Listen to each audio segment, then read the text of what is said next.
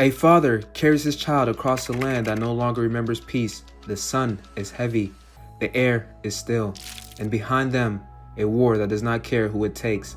There are no headlines for them, no breaking news alerts, no global outrage, just footsteps in the dust. This is not a battlefield, this is home, turned into an open grave. The world calls this a conflict, but to those who live it, it is something deeper, something darker, something that steals whole generations quietly. This is Sudan, a nation bleeding in silence, a tragedy left to burn alone. Welcome to Unite, where the story continues together. Today, we are not here for shock. We are not here to sensationalize suffering. We are here to listen.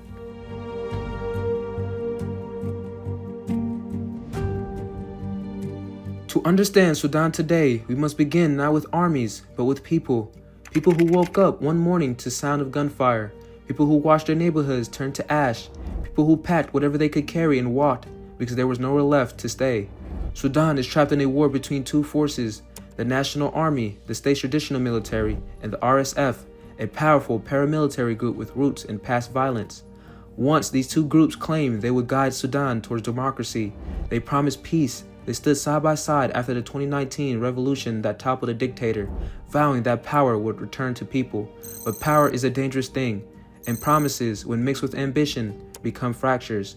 When the time came to form a new civilian government, neither the army nor the RSF was willing to step back. Each general believed the country should belong to him, so peace collapsed. And on April 15, 2023, Sudan fell into war. Not a war on distant borders, but a war that stormed into living rooms, claims kitchen tables, shut down schools. A war fought in the center of cities, in the heart of villages, turning the everyday into the unthinkable. Entire cities have been emptied, families scattered across deserts and borders, tens of thousands killed, millions forced to flee. Over half the country now relies on aid to survive. But you will not know that because the world has chosen not to see it. This is not just war, this is abandonment.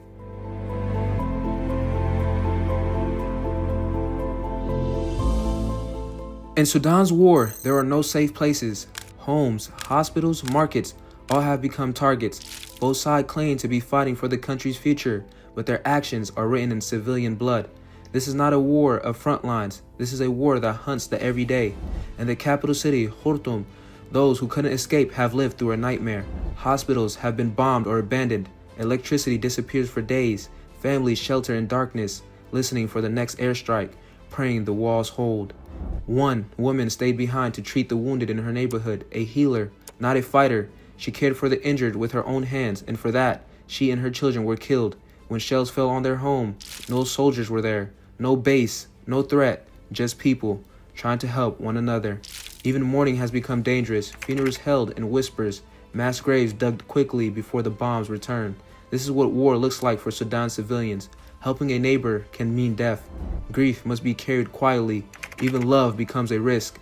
But Khartoum is only one chapter in this tragedy. In the western region of Darfur, the violence takes one even darker shape. The RSF, descendant from the Janjaweed militias, has been targeting non-Arab communities with brutal precision. Entire neighborhoods burned, marketplaces looted, families hunted for what they are. A governor who begged for the world to pay attention was murdered for speaking out. The message was clear: silence or die. Survivors describe horror beyond imagination. Villages surrounded, men and boys separated, executed simply because they were black Africans. Women assaulted and degraded, told they had no place in their own homeland. Children, some not yet old enough to understand their names, killed before they could run. This is not chaos. This is not clashes. This is not tribal conflict, as the world likes to label African suffering. This is ethnic cleansing. This is a genocide, not the first in Darfur, but one the world has chosen to watch unfold again. This time in silence, entire families erased, entire communities scattered, mass graves filling once more, cities choked into submission by sieges that cut off food, water, medicine, until survival itself becomes a miracle. In Sudan today, the warlords have made their message unmistakable. There is no sanctuary, no refugee, no place to run, no place to hide.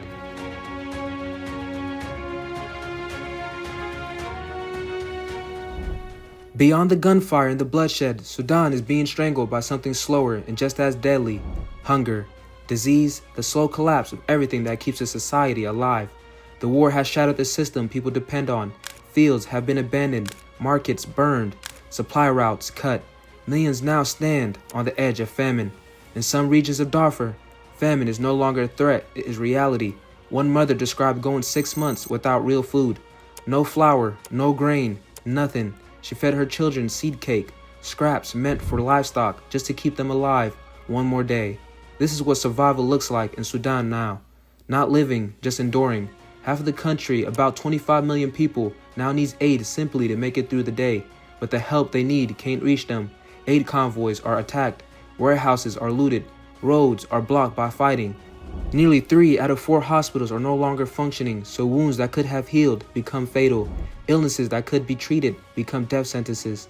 Cholera, measles, malaria, diseases that thrive when clean water disappears, when medicine runs out, when life breaks down.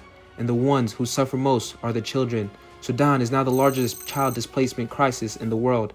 Over 13 million children have been forced from their homes. More than 90% are no longer in school. Think about that. Almost an entire generation growing up, not in classrooms but in ruins, learning not from books but from war.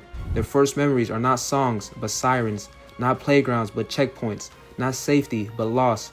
Food, water, electricity, healthcare, all of it has fallen apart.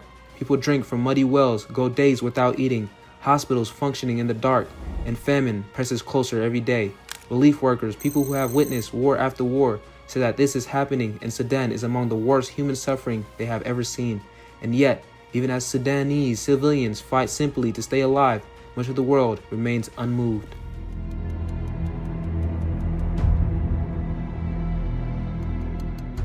Over 16 months of war and suffering have passed, and the response from the international community has been, for the most part, silence. Yes, there have been statements, press conferences, ceasefire agreements drafted in hotel ballrooms, a few sanctions, a few resolutions, but on the ground, nothing has changed. Sudan's agony has been pushed aside, overshadowed by other wars and louder headlines. This is the largest displacement crisis in the world, yet you will not know it scrolling through your newsfeed. Why? Perhaps because this tragedy has no simple narrative. There is no heroic president pleading for the world's attention, no viral clips circulating every day, no clear good guy for outsiders to cheer for, no simple villain to condemn. 2 powerful generals fight for control. Neither inspires sympathy. Neither represents the people. And because outsiders cannot easily label the conflict, many choose not to care at all. But beneath that complexity lies a harder truth. The victims are African. They are black. And history has shown us again and again that when black lives are in danger, the world's urgency fades. If millions of European children were starving, if entire neighborhoods in North America was being wiped out, the global response would shake the earth. But when it is in Sudan, the world watches in silence. There are no mass protests in Western capitals, no trending hashtags, no flood of celebrities speaking out, no international outrage filling the streets. Instead, Sudan becomes another distant tragedy, filled away beneath the quiet racism of low expectations, the poisonous idea that suffering in Africa is somehow normal.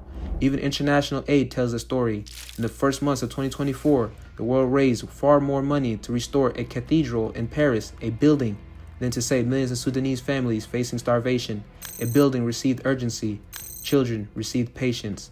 When humanitarian workers stated plainly, people care about a monument than 14 million starving children in Sudan. And while the world hesitates, weapons continue to flow. Foreign powers quietly pick sides.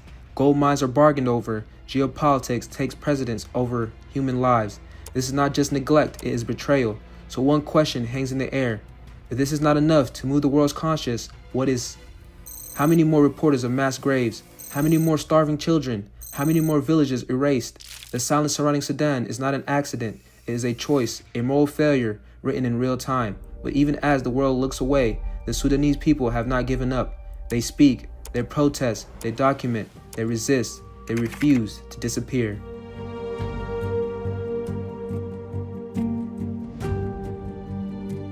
Sudan's story has been forced into silence, but it will not remain silent forever. Even now, in the rubble and grief, there are sparks of resilience. Communities are holding each other up. In towns cut off by fighting, volunteers run secret clinics in the basement to treat the injured.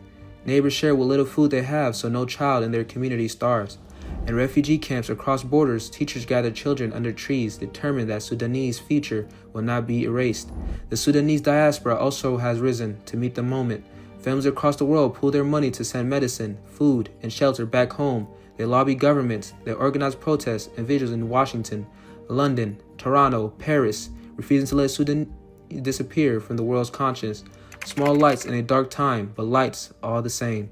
Yet Sudanese people should not have to face this inferno alone. Breaking the silence is not the responsibility of Sudanese alone. It belongs to all of us. We who are here, watching, listening, we have a choice. We can scroll past and move on, or we can choose to care, to listen.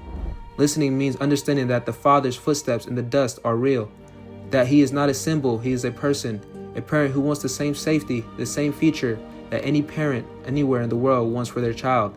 Listening means refusing to accept the idea that this is simply how things are in Sudan. It means recognizing that these lives are as precious as any other. So what does it mean to not abandon Sudan? It means speaking up when others fall silent, sharing the stories of those who are suffering, supporting humanitarian organizations struggling to deliver aid, contacting representatives in government, demanding increased relief efforts, demanding accountability for those who commit atrocities, demanding peace talks that are real, not symbolic. It means reminding the media that Sudan matters, that the crisis deserves to be seen, heard, and acted upon, because genocide feeds on silence, on the belief that no one will intervene, on the assumption that no one is watching. Every voice raised disrupts the assumption. Every act of attention pushes back against erasure. Every person who refuses to look away becomes a witness. Witnesses are powerful. Hope in Sudan lives on its people. The war has shattered their cities, but not their desire for peace, not their belief that tomorrow can be better. A father carries his child walking away from everything he once knew. Behind him, a silent genocide tries to swallow his homeland. Yet he walks on, one step, then another, because to walk is to resist. To walk is to hope. We owe it to him and all the Sudanese to ensure that their story is not lost in silence. This is Sudan, a nation bleeding, but unbowed. Its people are not asking for pity, but they are asking for solidarity. The least we can do is listen, truly listen, and allow their story to move us to action. Let us break the silence so that this silent genocide is silent no more. Sudan's story continues and we will not turn away. Thank you for listening. Take care of each other.